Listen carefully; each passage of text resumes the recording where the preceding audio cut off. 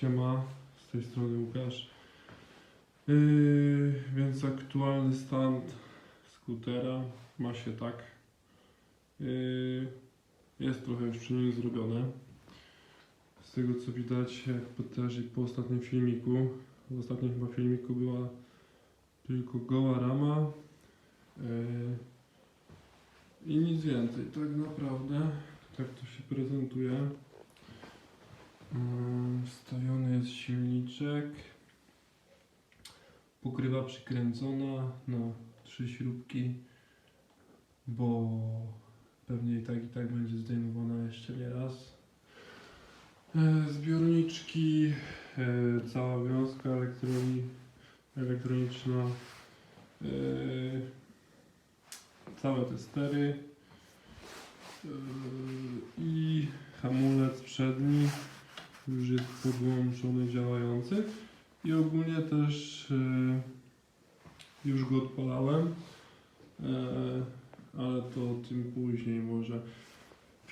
Dzisiejszy film chciałbym powiedzieć na temat sterów w tym skuterze, bo powiem szczerze, że to jest jakaś porażka. Aktualnie już działa to dobrze. Może od początku, jak to wyglądało z tymi sterami. Tutaj jest taki problem, że podczas jazdy kierownica było to tak zwane szumiszu i to było spowodowane tym, że na tym krzyżaku były luzy. No i wcale nie jest to tak łatwo zrobić, tak naprawdę. Też tu są takie wstawione tuleje i dodatkowo ja tutaj myślałem, żeby śrubę dać, ale śruba by rozwiązała tylko problem z jednej strony, bo ten krzyżak by się nie minął. Jakby była śruba na przelot, to druga śruba by już nie przeszła, no bo wiadomo, by tamta jej przeszkadzała. No i tutaj rozwiązanie padło takie, żeby przed ewentualnym jakimś wypadnięciem tych tulej dać podkładki. No i dałem to na nity. No nie jest to może jakieś super rozwiązanie, ale jest. Tu też był problem taki, że kulka z łożyska mi wyleciała i po prostu przy skręcaniu tych sterów ta kierownica nie działała płynnie. No i zamówiłem sobie jakieś tam stery, chyba od Areoxa jakiegoś. No ale oczywiście nie pasowało, musiałem wstawić tylko jedną kulkę do całego tego koszyczka, no i wtedy to rozwiązało problem. No i następnym problemem, jak tu mówię o tych sterach, tu widać nakrętkę górną, jest później podkładka, a zaraz pod nią jest kolejna nakrętka, ta, która dociska łożysko. Od spodu jest taka prowadnica łożyska, a ta druga jakby śruba to jest właśnie razem z tym prowadzeniem łożyska górnym. No i co no? Trzeba było to jakoś przykręcić, ale wcale nie jest to tak prosto przykręcić, bo trzeba to zakontrować, a nie ma takiego płaskiego klucza. Tu jest tylko jakieś maksymalnie 4 mm od płaszczyzny tej śruby do końca jakieś 4-5 mm. No i co? No i musiałem sobie poradzić to w ten sposób, że dorobiłem sobie taki kluczyk z blaszki 3 mm. To jest na 31, tu jest rozstaw na 31, ale powinno być na 31,5 dokładnie, bo 31 jest za ciasne. No i okej. Przechodzimy dalej, jeśli chodzi o te stery. Tam już wszystko rozwiązałem sobie ten problem. Przykręciłem to, no i było w miarę ok, ale jak się tam przejechałem kawałeczek, no to problem się pojawił taki, że znowu był ten luz. No i słuchajcie, luz też jest, jest ogólnie taki standardowo. Tu jest tak jakby taka tuleja z... To po prostu ma pewien ruch. Nie wiem, czy to też dobrze będzie widać. Tu, między tym a tym krzyżakiem jest pewien luz. I ten luz się na tyle wyrobił, że był luz jak podczas rozruszenia kierownicy pomiędzy. No i później co? No też nie wiedziałem, jak to za bardzo rozwiązać, ale było tam miejsce, żeby wstawić jakąś tuleję. Albo łożysko, albo tuleję. No na łożysko nie było miejsca, bo takiego łożyska bym w życiu nie znalazł. Więc sobie zastosowałem taką tulejkę. To jest akurat 10 wysokość. To jest 8. I to jest tulejka 8. I ona weszła tutaj, bo ten stworzeń w środku ma 15. 15 jest w środku, a na zewnątrz ma 21. I ta tulejka, którą wstawiłem, jeszcze jest podfazowana troszeczkę, bo tam jest taki jakby pierścień zabezpieczający w tym miejscu mniej więcej, żeby to całkowicie nie wyleciało. No i okej, poskładałem to w sumie dzisiaj, tą tulejkę zakładałem i na tą chwilę jest ok. Nie ma tych takich luzów, gdzieś tutaj jest wszystko na sztywno. Wydaje mi się, że oryginalnie ten luz jest po to, żeby aż tak bardzo nie wyrabiały się te tulejki na tym górnym krzyżaku. Takie jest moje zdanie, ale mogę się mylić.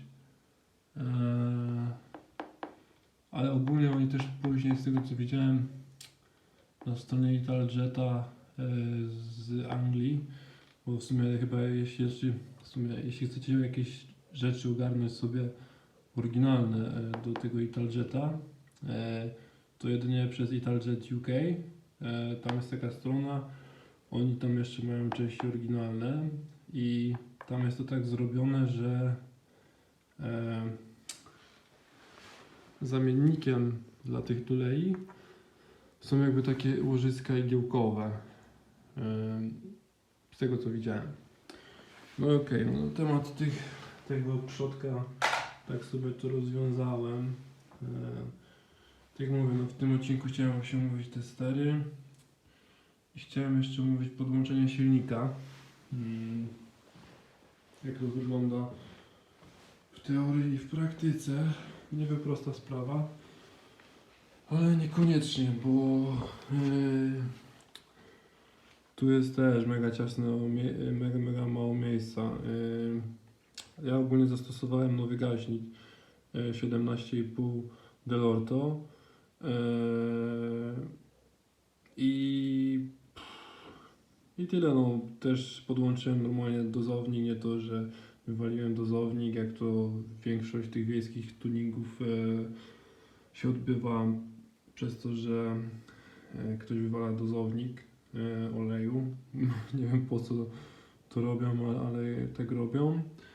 No co, też wszystkie nowe są przewody przezroczyste. To się śmiesznie wyszło, bo też zalałem go płynem już. No, w ogóle ja nie jeździłem bez płynu, ale to nie jeździłem tak, że by tak się mocno rozgrzał. Jest podłączane i ogólnie o co chodzi, to jaki tu jest myk. Tu jest coś takiego, tu jest wiadomo, nie wiem czy tu dojdę, to jest śruba od regulacji mieszanki paliwowo-powietrznej, a tutaj jest od regulacji obrotów. No i od regulacji obrotów jest taka sama jak ta od śruba regulacji paliwowo-powietrznej. Przerobiłem ją trochę w ten sposób, że mogę sobie nią przekręcić. Dorobiłem do niej taki element, bo to po prostu przez ten spornik od filtra powietrza nie ma tam w ogóle miejsca. Jakbym chciał to wyregulować, to po prostu porażka. Porażka totalna. No jest w ogóle dla mnie to jest mega dziwne rozwiązanie, ale ciasno. Też znalazłem już myk, jak zdejmować filtr powietrza bez zdejmowania silnika, bo na początku myślałem, że tego nie da się zrobić, ale da się. Chociaż powiem szczerze, czasowo wychodzi chyba tyle samo, co jakbym miał wyjąć silnik. No, prawie. No co, no to tak wygląda. Na tą chwilę to tak wygląda. Tą pompę wody miałem szkiełkować, ale ją założyłem. Tak ją założyłem. Ona jest wypiaskowana, ale nie jest wyszkiełkowana, ale to nie najgorzej to wygląda. Ten amortyzator. Aha, bo wcześniej też nie mówiłem o tym amortyzatorze. To jest też ten amortyzator trochę przerobiony. Ten uchwyt, tam mówiłem w poprzednim odcinku, że mu potrzebowałem dłuższy, bo nie byłem w stanie go zmieścić w spornika ramę. No i tyle, no nie będę go odpalał. Też w sumie taka ciekawostka, to jest masa od rozrusznika, no i ogólnie ta masa jest od całego, że tak powiem, no to jest taka główna masa. Jak bez tej masy to odpalicie, ale na pewno nie pojedziecie, bo byłem tego, nie byłem tego nawet świadom, bo ja myślałem, że taką masą od niego, taką główniejszą, może nie główniejszą, ale po prostu masą taką, która musi być, była masa od regulatora. Ono jest od spodu, czy od... Nie, to jest masa od cewki zapłonowej. Myślałem, że ona musi być, żeby go cokolwiek odpalić. I przy odpalaniu nie miałem tej cewki, znaczy nie miałem tej masy. I syndrom był taki, że odpalił, chodził na wolnych obrotach, ale nie dał się nim jechać. Zupełnie nie dał się jechać, bo i też nie było ładowania. O, to też była taki syndrom, że nie było tego ładowania. No i na tę chwilę tyle. No. Mam nadzieję, że kiedyś jeszcze powiem wam trochę, co tu robiłem. No, cała wiązka jest już położona tak jak oryginalna, nie szła. Nie jest jeszcze złapana na trytytki. Jedynie na takie wstępnie. Tu ją złapałem, żeby mi nie uciekła. Chyba w jeszcze jednym miejscu, tu ją też złapałem. No i to w miarę to wygląda. Mniej więcej starałem się łapać to wszystko tak, jak było oryginalnie. No, z planów, jakie tutaj jeszcze mam, no to trochę jest ich. Ale też może w jakimś następnym odcinku. Dodatkowo oprócz tych sterów i podłączenia tego silnika mogę wam powiedzieć na temat plastików. Plastiki wysłałem do klejenia, bo dużo było elementów, może nie to, że połamanych, ale nadpękniętych, bo to jest po prostu tworzywo z ABS-u, mega kruche. I to był właśnie taki temat też z tym, że to ABS. W zbiorniczku jest też trochę oleju. Ogólnie odpalałem wam powiem, odpalałem go na tym oryginalnym wydechu. To porażka, nie wiem, czy ten wydech jest zatkany, czy o co chodzi, nie ma tej przepustowości.